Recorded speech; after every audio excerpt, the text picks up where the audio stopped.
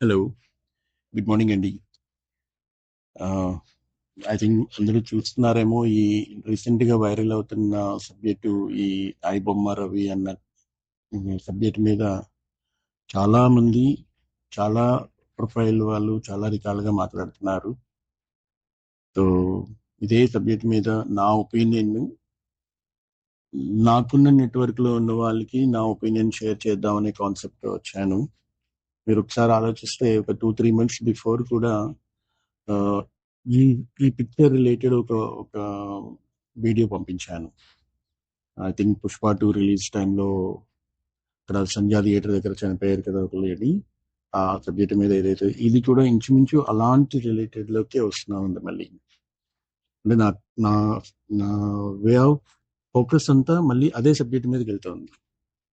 ఇక్కడ నేను ఈ రవి కోసం కానీ ఈ బొమ్మ ఇవన్నిటి కోసం మాట్లాడేంత, అది లీగల్ గా కరెక్టా కాదా చెప్పేంత నాలెడ్జ్ అయితే నాకు లేదు. పైగా అది ఒక లీగలైజేషన్ లో ఉన్నప్పుడు దాని మీద ఆయన బయటకు వస్తాడా రాడా అవన్నీ మనం మాట్లాడడం కూడా కరెక్ట్ కాదేమో. సో అది పక్కన పెడితే ఇక్కడ అసలు 2 వర్షన్లు ఎందుకు వచ్చాయి? అసలు ఆ రవి అన్నవాడు అంత పెద్ద సెలబ్రిటీ కాదు. ఫస్ట్ ఇక్కడ ఆయన ఎవరో కూడా తెలియదు. అలాంటిది ఈ రోజు ఆ రవి కోసం పబ్లిక్ ఓ ఈజ్ లెక్కే రాబిన్ హుడ్ అది ఇదే అని చెప్పి మా దేవుడు అవి ఓకే, మీడియా కొంచెం ఎక్స్గ్రేట్ చేసి చెప్తున్నారేమో కానీ పక్కన పెడితే అసలు ఎవరికీ తెలియని మనిషి ఇంతమంది ఆయన్ని ఒకసారి దేవుడు అంటారు, ఈజ్ ద బెస్ట్ గా అంటారు. అందరూ ఇలాంటి వర్షన్లు ఎందుకు వచ్చినాయి? ఒకటేమో సిపి లెవెల్లో, కమిషనర్ ఆఫ్ పోలీస్ లెవెల్లో ఆయన్ని ఇంటరాగ్రేట్ చేస్తున్నారు. ఓ పక్క పెద్ద పెద్ద మహానుభావులు, ప్రొడ్యూసర్లు, పెద్ద హీరోలు అందరూ వెళ్ళి ఆయనతో సమానంగా కూర్చొని ప్రెస్ మీట్ పెట్టారు ఈ రవి కోసం మాట్లాడడానికి. అసలు ఈ ఈ సినారియోలు ఎందుకు వస్తున్నాయో ఒకసారి రూట్ కాజెస్ లోకి వెళ్ళండి. వీళ్ళు ఆ పోలీస్ సార్ మాట్లాడింది కరెక్టా తప్ప పక్కన పెట్టి పెద్ద పెద్ద ప్రొడ్యూసర్ ఇవన్నీ రవి అందరినీ పక్కన పెట్టేయండి సార్. అసలు ఈ సిచ్యువేషన్ రావడానికి రీజన్ ఏంటి? ఆ రూట్ కాజెస్ లో మనం మాట్లాడదాం. ఎందుకంటే ప్రొడ్యూసర్ మీరు మార్చలేరు, పోలీస్ డిపార్ట్మెంట్ వాళ్ళ పని వాళ్ళు చేసుకెళ్తుంది. ఈ రవి లాంటి వాళ్ళు ఇంకా 100 మంది పుట్టొచ్చు కాక. ఆయనతోనే ఎండ్ అయిపోయిందా ఈ సబ్జెక్టు? ఎండ్ అవ్వదు, కంపల్సరీగా ఎండ్ అవ్వదు. సో కానీ అలాంటి సిచ్యువేషన్ రావడానికి రీజన్ ఏంటి? సో దానికోసం మనం మాట్లాడితే కనుక ఒకసారి ఆలోచించండి సార్. అసలు అలాంటి వీడియోని చూడాలనే ఆలోచన ఒక పబ్లిక్ కి, బిలో మిడిల్ క్లాస్ కానీ ఇలాంటి వాళ్ళందరికీ వస్తుంది కదా, కంపల్సరీగా వస్తుంది. ఎందుకు వస్తుంది? బికాస్ ఆ ఆ కాస్ట్ ఎక్కువైపోతుందండి. ఇప్పుడు ఒక థియేటర్లోకి వెళ్ళి వెళ్తే ticket cost in normal days maybe it is around 300 ఉండొచ్చు, 500 ఉండొచ్చేమో నార్మల్ డేస్ లో వెళ్తే. కానీ అక్కడికి వెళ్తే యాక్సెసరీ లెవెల్స్ ఎక్కువైపోతున్నాయి. పాప్కార్న్ అని అది 250 ఉంటుంది, 200 ఉంటుంది, ఇంకోటేమో 100 ఉంటుంది. Water bottle 150, 150. ఒక సమోసా 70 to 80 రూపీస్. అక్కడికి వెళ్ళగానే అసలు అక్కడికి వెళ్ళకూడదు. వెళ్ళాము అంటే మనం ఏమి ఖర్చు పెట్టకూడదు, ఓన్లీ టికెట్ తోనే వెళ్దాం అంటే అవ్వదు. అక్కడ ఫ్రెష్నెస్ ఫీలింగ్ కూడా క్రియేట్ అయిపోతుంది. వాడు చూడు తింటున్నాడు మనకు. సో ఇలాంటివన్నీ మనం చెప్పుకోలేని ఇబ్బందులు ఈ మిడిల్ క్లాస్ ఫ్యామిలీకి, బిలో మిడిల్ క్లాస్ ఫ్యామిలీ. అదే చేతగానుడు అక్కడికి ఎందుకురా వెళ్ళాలి అని అనొచ్చు, సరే అనొచ్చు. కానీ అలాంటి సిచ్యువేషన్ కంపల్సరీగా క్రియేట్ చేయాల్సిన అవసరం ఉందా కొని ఆ పర్టికులర్ ఇండస్ట్రీకి? క్వశ్చన్ మార్క్ అండి. సో ఇలాంటి సిచ్యువేషన్ లో ఇలాంటి ఐబొమ్మ అనే వాళ్ళు ఎవరైనా చేస్తే డెఫినెట్ గా పీపుల్ అయితే అట్రాక్ట్ అవుతారు కదండి. వాళ్ళ దగ్గర టైం ఉండకపోవచ్చు, లేదా డబ్బులైనా కానీ ఇంతెందుకు ఖర్చు పెట్టాలని వెళ్ళొచ్చు. ఈ రోజు ఈ రోజు మన స్టాటిస్టిక్స్ తీసుకున్నా కానీ middle class, below middle class population ఎక్కువ ఉందండి మన కంట్రీలో. ఈవెన్ మన స్టేట్ లో తీసుకున్నా కానీ. సో మీరు పెట్టేది పబ్లిక్ ఎక్కడున్నారు, పాపులేషన్ ఎక్కడుంటే దానికి అనుగుణంగా మనం వెళ్ళాం అనుకోండి, దాని మీద రెవెన్యూ ఎక్కువ వస్తుంది. మనం తీసిన పిక్చర్ కి 1 week లోనే మన డబ్బులు వచ్చేయాలి అని చెప్పి డబ్బుల్ని గవర్నమెంట్ దగ్గరికి వెళ్ళి మా టికెట్లు పెంచుకోవడానికి పర్మిషన్ ఇవ్వండి, అవన్నీ ఇవన్నీ చేసి 1 week లో మన జాతకం ఏమవుద్దో తెలియదు. సో 1 week లోనే మన డబ్బులు మనకు వచ్చేయాలని చేస్తున్న పనులు ఇవన్నీ. అయితే సరే వాళ్ళు చేస్తున్నారు, గవర్నమెంట్ సపోర్ట్ కూడా చేస్తోంది, కానీ బలవుతుంది ఎవరు? ఆ 20,000 30,000 శాలరీ వాళ్ళే బలవుతున్నారు ఇక్కడ.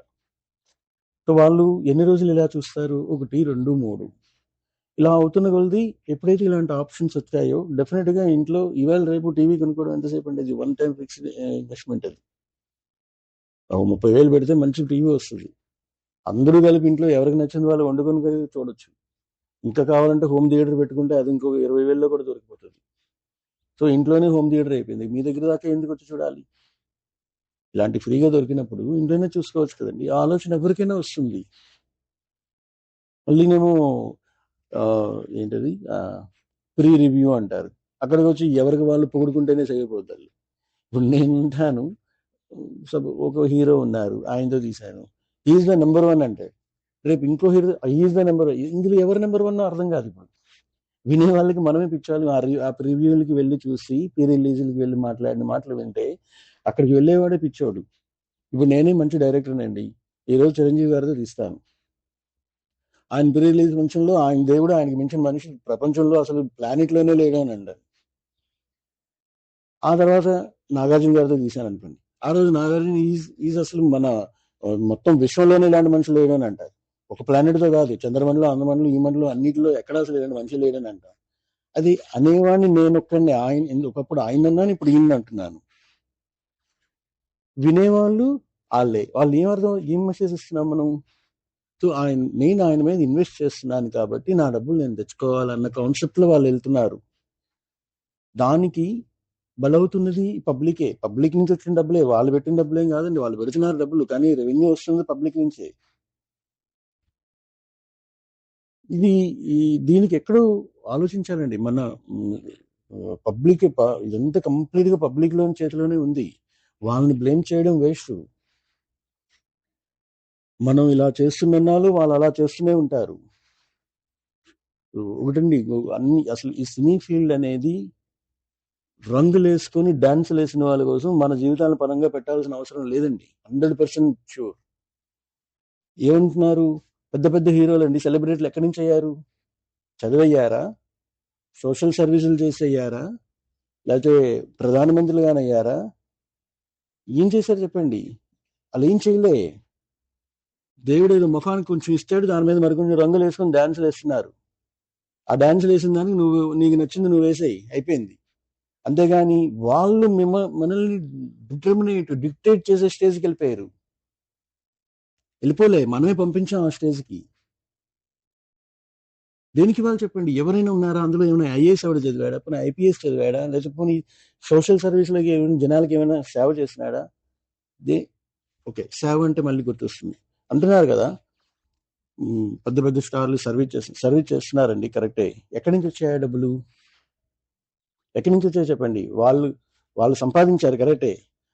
ఆ సంపాదన అనేది ఇది రియల్ ఏమంటాం దాన్ని, ఒక రైతు కష్టపడి సంపాదించే ధనానికి, ఒక ముఖానికి రంగులు వేసుకుని డాన్సులు వేసి జనాలను ఆనందపరిచే సంపాదనకి చాలా తేడా ఉంటుందండి. కానీ ఇక్కడ ఏమవుతుంది, ఇంతకు ముందు మనం బుర్రకథలు పాతకాలంలో చూసుకుంటే వాళ్ళు వచ్చి డాన్సులు మన ఎదురుగా వేసి వెళ్తే వాళ్ళకి కొంత అమౌంట్ ఇచ్చేవాళ్ళు. కానీ అది ఈ రోజు ఏ స్టేజ్కి వెళ్ళిపోయిందంటే వాళ్ళ మీద కొన్ని వేల కోట్లు ఇన్వెస్ట్ చేసే స్టేజ్కి తీసుకెళ్ళాం మనమే. అందులోనే ఒక కొంత అమౌంట్ను వాళ్ళు ఏవో సొసైటీకి సేవ్ చేయడానికి పెడుతున్నారు. నేను ఒక ఎగ్జాంపుల్ చెప్తానండి. ఒక టీచరు శాలరీ ఎంత ఉండొచ్చండి, ఇప్పుడు కాదు నేను అనేది, ఒక 10 years బిఫోర్ అయినా కానీ, ఈవెన్ ఇప్పుడు అయినప్పుడు వేసుకోండి, 70,000 నుంచి 1 lakh ఉంటుందేమో బహుశా ఇప్పుడున్న కండిషన్లో కూడా. అలాంటి వాళ్ళు వాళ్ళ డబ్బుల్లోంచి తీసి ఒక 10% తీసి వాళ్ళు వాలంటరీగా వాళ్ళు సర్వీస్ చేస్తున్నారు. అది గొప్ప. 100 కోట్లు తీసుకొని ఓ 20 లక్షలు 10 లక్షలు మీరు మన సెలబ్రిటీ అవ్వడం కోసం సోషల్ సర్వీస్ చేస్తున్న వాళ్ళు గొప్ప. పోనీ నేను ఇన్ని మాట్లాడుతున్నాను కదా, నన్ను అనొచ్చేమో. నాదే ఎగ్జాంపుల్ తెచ్చుకుంటానండి. నాకు 50,000 శాలరీ ఉన్నప్పటి నుంచి నన్ను ఎవరు ఫోర్స్ చేయలే. 10% నా శాలరీ నుంచి బయటికి చేసి సోషల్ సర్వీస్కి నేను ఇండివిజువల్గా ఇస్తాను. మా ఫ్యామిలీ మెంబర్స్తో కలుపుకొని మా కొడుకులు, చెల్లెళ్ళు, అక్కలు వాళ్ళని వెళ్ళి అడిగి, మా ఇంట్లో మాత్రమే, నాట్ ఈవెన్ కజిన్ బ్రదర్స్, మా అక్క చెల్లు మా అన్నదమ్ముల్లోనే ఉన్నంత కలెక్ట్ చేసి సాధ్యమైనంత వరకు మేము సొసైటీకి ఇస్తున్నాం. సో అంటే నేను ఎందుకు చెప్తున్నానంటే ఇంత మాట్లాడుతున్నావు కదా నువ్వేం చేసావని ఎవరైనా అనొచ్చు నన్ను. So we're doing that. Cinema చూడట్లేదో చూస్తున్నానండి, కానీ ఇలా డబ్బులు పెట్టుకొని పిచ్చోళ్ళలాగా వెళ్ళిపోయేవో మన మన మన సెట్టింగ్ తీసుకెళ్లి వాళ్ళ వాళ్ళ ముఖాల మీద క్షీరాభిషేకాలు చేయాల్సినంత స్టేజ్కి వెళ్ళాల్సిన అవసరం లేదు. ఎవరైనా అండి, చిరంజీవి గారు అవనివ్వండి, ఎవరైనా ఆఫ్ కోర్స్ దాని మంచి వాళ్ళండి. వాళ్ళు మనిషిగా ఎందుకు మనం చెడ్డనాలి? మనిషిగా చెడ్డనట్లే, కానీ మనం వాళ్ళని ఒక సెలబ్రిటీ లెవెల్కి ఎందుకు తీసుకెళ్ళాము చెప్పండి? దేన్ని చూస్తే తీసుకెళ్ళాము? కష్టపడి వచ్చారండి, వాళ్ళు కష్టపడ్డారు, వాళ్ళ డబ్బులు వాళ్ళకి వచ్చాయి అంతే. అంతవరకు ఆలోచించండి. మనం వెళ్ళి వాళ్ళ కోసం ప్రాణదానాలు చేసే అక్కర్లే. సినీ ఫీల్డ్కి వస్తే బాలీవుడ్ లో లేదు ఇది. 400 కోట్లు చేసేసి మన నెత్తినేసి మన మీద ప్రెషర్లు పెట్టి మన స్వెట్టింగ్ మనీని అందులోకి రిటర్న్ తీసుకోవడానికి ట్రై చేస్తున్నారు. మనం కూడా అలాగే మారిపోతున్నాం. ఒక ఆయన అంటాడండి, బెస్ట్ ఎగ్జాంపుల్ కూడా చెప్పినట్టున్నాడు ఆయన. సపోజ్ రోడ్డు మీద మనం ట్రావెల్ చేస్తూ ఒక డాబా దగ్గరికి వెళ్ళాము. ఒక ఫుడ్ నేను అక్కడ తిన్నప్పుడు అది maybe 500. So I paid for 500. But అదే 500 ఫుడ్ని స్టార్ హోటల్లో తినాలంటే 5000 అవ్వచ్చు కాక. సో నాకు డబ్బులు లేనప్పుడు నేను 5 స్టార్కి ఎందుకు వెళ్ళాలి, ఈ డాబాలోనే తినొచ్చు కదా అని కొంతమంది కూడా మాట్లాడారు.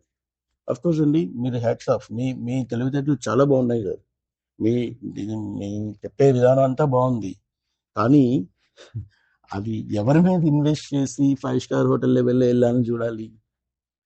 ఎందుకు చూడాలండి? వాళ్ళు ఏమంటారు, చూస్తా లేకపోతే లేదు. సరే, చూడకపోతే ఏమవుద్దో ఒకసారి ఆలోచించుకోండి.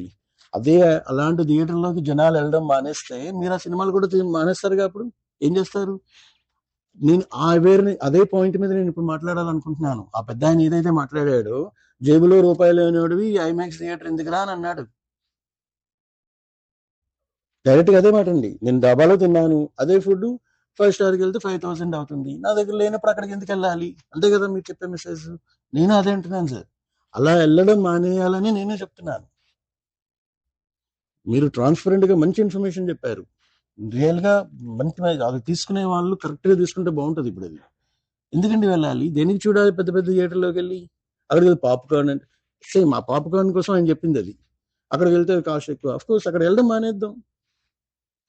మానేసి 50 రూపాయలు 100 రూపాయలు ఏ థియేటర్లు ఉన్నాయో ఆ థియేటర్కి వెళ్తాం. అవి లేకపోతే అప్పుడు ఆటోమేటిక్గా ఓటీటీలో చూద్దాం. అది చేస్తే అప్పుడు తెలుస్తుందండి. ఈ పెద్ద పెద్ద హీరోలు ఎవరైతే ఉత్తి పుణ్యానికి సెలబ్రిటీని చేసేసి మనం నెత్తిన పెట్టుకొని పూజిస్తున్నామో, నెత్తిన పెట్టుకున్నాము, వాళ్ళే మనల్ని కిందకి అనగదొక్కుతున్నారు. ఇంకా చెయ్యి పెట్టి చూపుడు వేలు చూపించినది ఇలా మాట్లాడుతున్నారు. మనమే వాళ్ళని ఆ స్టేజ్కి తీసుకెళ్లి మనల్ని మన పక్క చూపించుకున్న విధంగా చేస్తున్నాం. దేనికి చేయాలి సార్ ఇది? ఎవరి మనీ ఇది? మనం స్వెట్టింగ్తో సంపాదిస్తున్న వాళ్ళు చేయమనండి, మన జాబ్ చేయమనండి వాళ్ళని. ఇంకా అందులో చెప్పారు, ఇంకా బాగా మాట్లాడారు. వాళ్ళు చేసే ఫైట్ వాళ్ళు చేయరు, వాళ్ళు డూపు చేస్తాడు. పాట పాడింది ఎవరో, ఈవెన్ డాన్సులు కూడా కొన్ని వీళ్ళు చేయరు. మరి దేని సార్ మనం డబ్బులు పెట్టడం? వీళ్ళేమో కోట్లు పెట్టి విదేశాలు తిరిగి వస్తారు. ఏం కష్టపడుతున్నావు చెప్పండి? ఏం కష్టపడుతున్నావు? ఒక రైతు కష్టపడేవాడు, ఒక టీచర్ జాబ్ కానీ, లేకపోతే ఇంకా ఇండస్ట్రీలో పనిచేసే వర్కర్స్ కానీ, వీళ్ళు చేసే పని నువ్వు అంత సంపాదిస్తావా? సంపాదించరాదు. ఏం ఇందులోకి రాలే? ఒకవేళ అలాంటి వాళ్ళే ఎవరైతే సినీ ఫీల్డ్ లో ఇప్పుడు ఉన్నారో, రియల్ గా వాళ్ళు మేము స్వెట్ చేస్తున్నామండి, మేము సంపాదిస్తున్నాం, కష్టపడుతున్నారు అన్నారు కదా. రండి సార్, నేను ఇక్కడ మంచి పొజిషన్ లో జాబ్ నేను గల్ఫ్ లో కూడా ఇప్పించగలను, రండి జాయిన్ అవుతారా?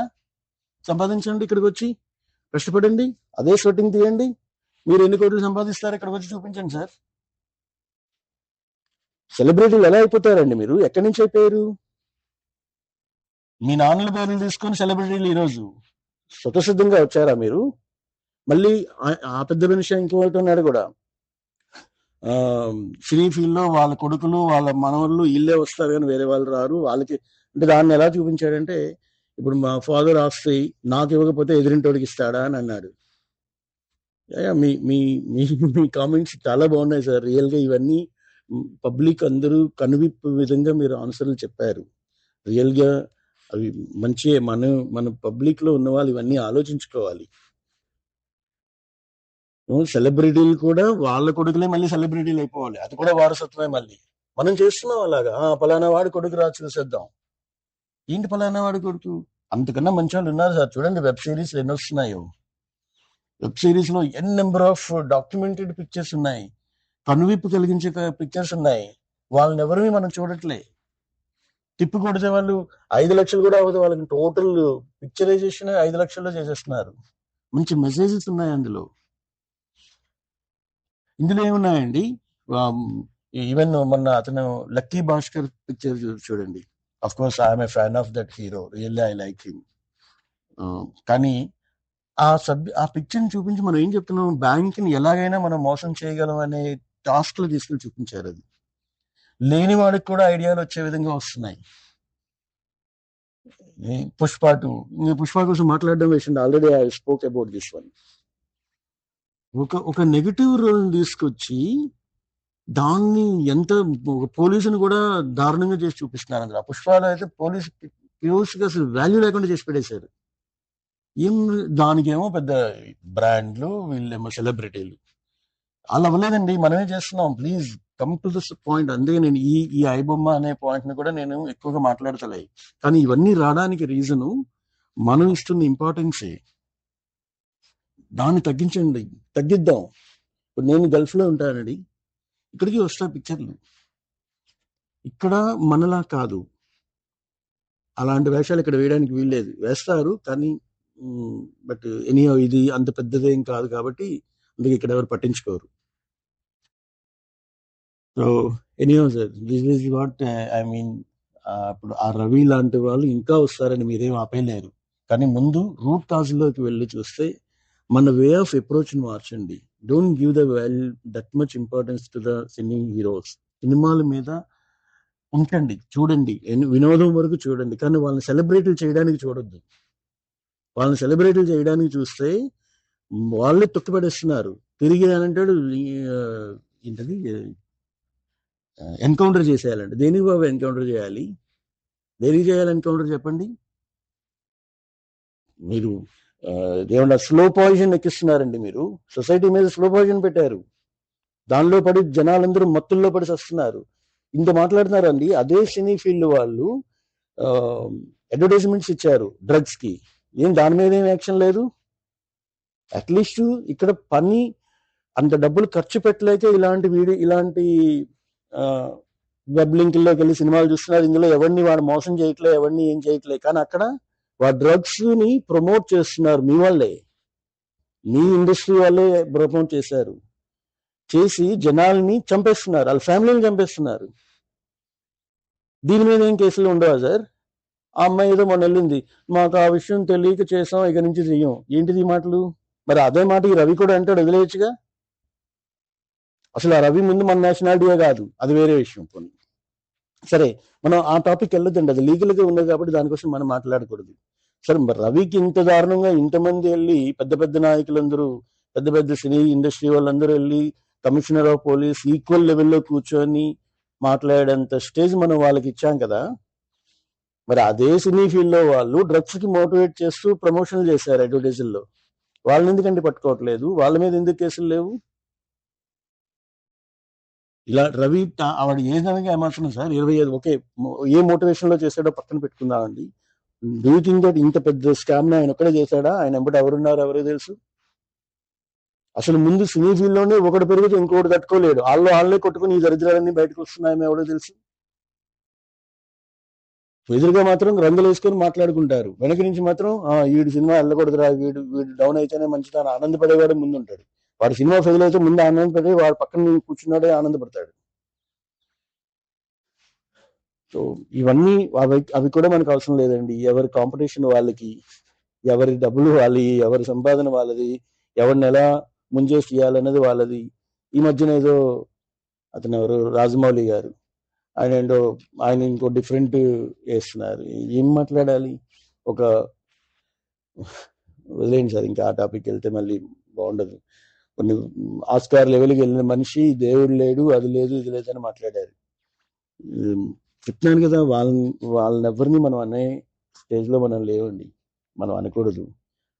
అలా మాట్లాడే స్టేజ్కి తీసుకెళ్ళింది మనమే కాబట్టి మనలోనే మార్పు రావాలి. అసలు ఆ ఐమాక్స్ థియేటర్లోకి వెళ్ళడం మానేయండి. పార్కింగ్ వెళ్తే 2 వీలర్కి ఏమో 50 రూపీస్, 4 వీలర్కి ఏమో 150 రూపీస్ అండి. దేనికి సార్ కట్టాలి? మీ సినిమా టికెట్ 300 అయితే ఇవే మీకు అదొక 500, ఇదొక 150, అరౌండ్ 850 to 900 చదివించుకు రావాలి. దేనికి చేయాలి చెప్పండి సార్? బెస్ట్ అతను రామ్ గోపాల్ వర్మ గారు అనుకుంటా వీడియోలో చెప్పింది కరెక్ట్ గా చెప్పారు ఆయన. బాబు, నీ జేబులో డబ్బులు లేనప్పుడు ఇడ్లీ తినేసి బతుకు, చిన్న షాపులో రోడ్డు పక్కన ఉన్న కొట్లో వెళ్ళి తిను, 5 స్టార్కి వెళ్ళి తినాలని ఎందుకు అనుకుంటావు అనే మెసేజ్ పెట్టారు. అది పర్ఫెక్ట్ మెసేజ్, నిజంగా కరెక్టే. అది అలా చేసి చూపిస్తేనే అప్పుడే వీళ్ళందరికీ తెలుస్తుందండి. అసలు సినీ ఫీల్డ్ లో ఇలా చేయదండి. ఇక్కడే ఉందండి ఈ బాధలు. ఇప్పుడు ఎవరు చూస్తున్నారు సార్? ఇండియా లెవెల్లో చూస్తే అందరూ ఇందులో నెట్ఫ్లిక్స్ లేకపోతే ప్రైమ్ వీడియోస్ ఏవో చూసుకుంటున్నారు. ఎవరైనా థియేటర్కి వెళ్తున్నారా? అసలు హైదరాబాద్ లో వెళ్ళాలంటే, సినిమాకి వెళ్ళాలంటే 2 గంటల ముందు ప్రిపేర్ అవ్వాలి. సినిమా అయిపోయిన తర్వాత 2 గంటలు ట్రాఫిక్ లో ఉండాలి. ఎవరికంత టైం ఉంది సార్? ఈ జనరేషన్ లో ఎవరికి లేదు. కాకపోతే కాయ కష్టం చేసుకున్న వాళ్ళకి వాళ్ళు బలైపోతున్నారు. చూడాలనే ఒక ఆశ, కష్టపడి ఏదో ఒకసారి సరదాగా వెళ్దాంరా అని వెళ్ళేటప్పుడు వాడికి మొత్తం తడిసి మోపుడు అవుతుంది.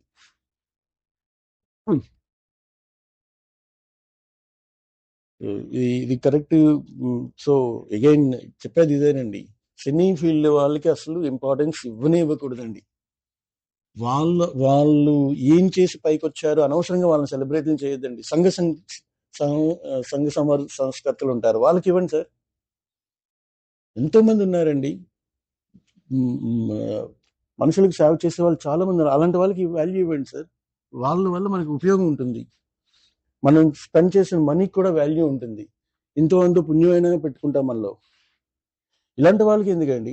సినిమాలు తీసేదేమో దేవుడి మీద నమ్మకం ఉండదు. మరి దేనికైతే మనమేం పిచ్చోళ్ళమా? ఇలాంటి వాళ్ళు సినిమాలు చూసి తీసిన వాళ్ళు బాగానే ఉన్నారు, డబ్బులు తెచ్చుకొని, చూసిన వాళ్ళే పిచ్చోళ్ళు అయ్యారు. ఏమనంటే మళ్ళీ ఇంకో రిలీజియన్ బేసిస్ లోకి వెళ్ళిపోతుంది ఆ సబ్జెక్ట్. ఏం మాట్లాడతాం? ఈ ఫ్రస్ట్రేషన్ అనేది ఇప్పుడు రవి కోసం కాదు. ఈవెన్ రవి కూడా ఆయన ఎక్కడికి ఆయన చక్కగా హ్యాండిల్ చేసుకున్నాడు. ఎలా హ్యాండిల్ చేశాడో తెలియదు, కానీ చేయడం తప్పే.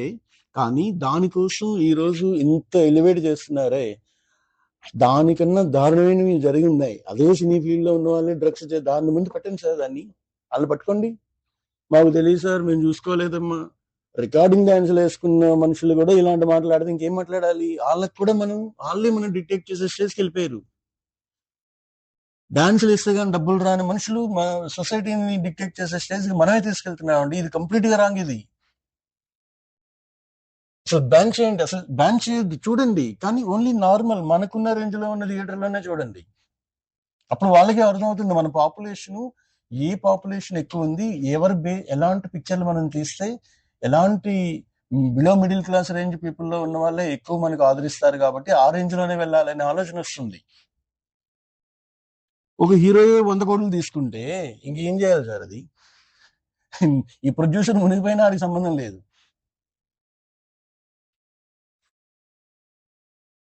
Please try to avoid these situations.